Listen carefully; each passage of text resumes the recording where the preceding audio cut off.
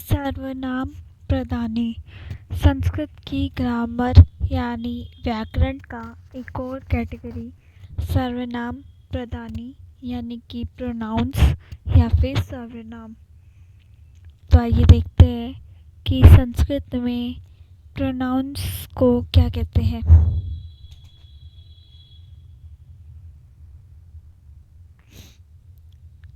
तो इसमें सबसे पहले है ही या फिर डैट। आप ही भी यूज़ कर सकते हो या फिर डैट, उसे कहते हैं सह या फिर वह, हिंदी में वह कहते हैं। तो या जैसे कि सेंटेंस बनता है सह बालकः, अगर एक बच्चा है जैसे कि ही इज़ अ बॉय या फिर डैट इज़ अ बॉय, एक लड़के के लिए। लेकिन अगर दो लड़के हैं तो उसके लिए उसके लिए यूज़ होता है तौ, यानी कि इंग्लिश में दे। सेंटेंस बनेगा तौ बालकोः तौ बालको, यानी कि दे बोथ आर बॉयज, वे दोनों लड़के हैं।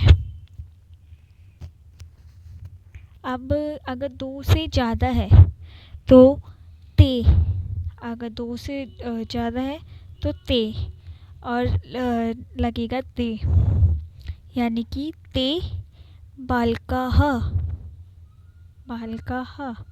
यानी कि दे आर बॉयज, क्योंकि दो से ज़्यादा है।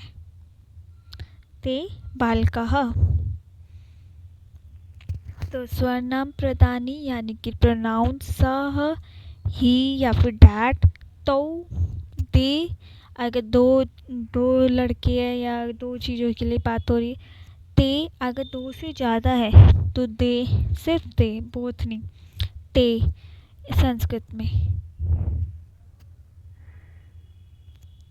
जैसे कि आप देख सकते हो सेंटेंस में तह सह बालकः। अब एषः यानी कि दिस, एतो यानी कि अगर दो है, दीज बोथ, अगर दो से ज़्यादा है तो दीज, अगर दो है तो एतो, अगर दो से ज़्यादा है तो एते।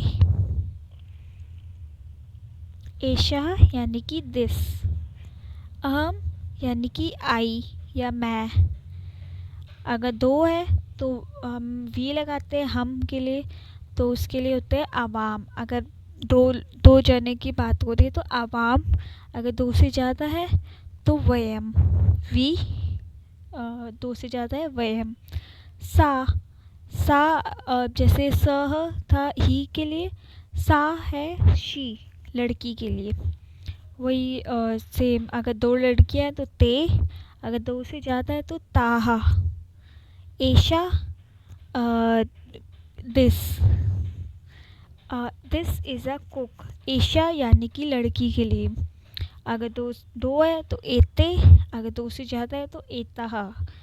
त्वम यानी कि तुम या फिर यू, अगर दो है तो युवाम, अगर दो से ज़्यादा है तो यूयम, यू आर यूथ्स, अगर दो से ज़्यादा है।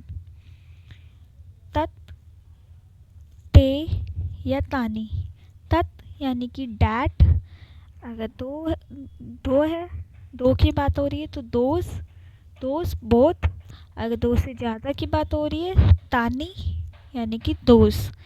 एतत् दिस, एते दीज, एतानी यानी कि दीज। भवान यू, इसमें भवान यानी कि मेल की बात हो रही है, लड़की की। You are a player. भ्रवंतो यू बोथ आर प्लेयर्स, भ्रवंतः यू आर प्लेयर्स, दो से ज़्यादा।